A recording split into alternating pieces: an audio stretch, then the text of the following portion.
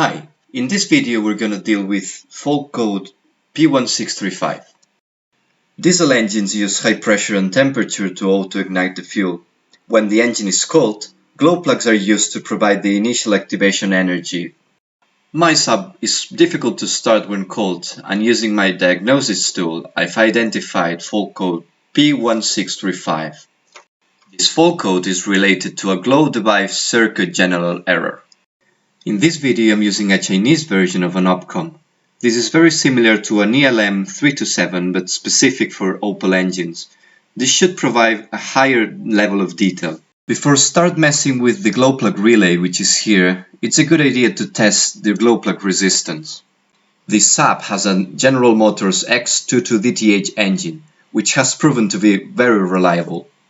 To test for Glowplug resistance, you first need to locate them. This engine has 4 cylinders, so this is Glowplug number 1, 2, that's the third one, and the fourth is here underneath the turbo.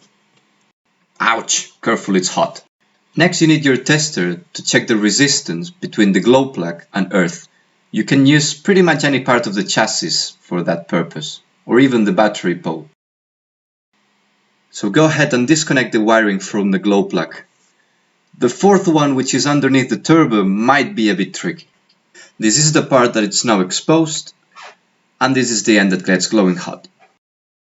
So now it's all ready to check the resistance between the Glowplug head and earth. Normal resistance value should be around 1 ohm, like this one.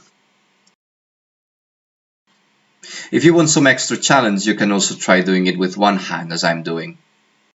It gives some extra fun to an otherwise bit boring process. As you can see, this one is no good. Once the problem has been identified, just order the new glow plugs, should be around 10–11 euros, and screw them back on with the proper torque, not too tight. And finally, clear the DTCs.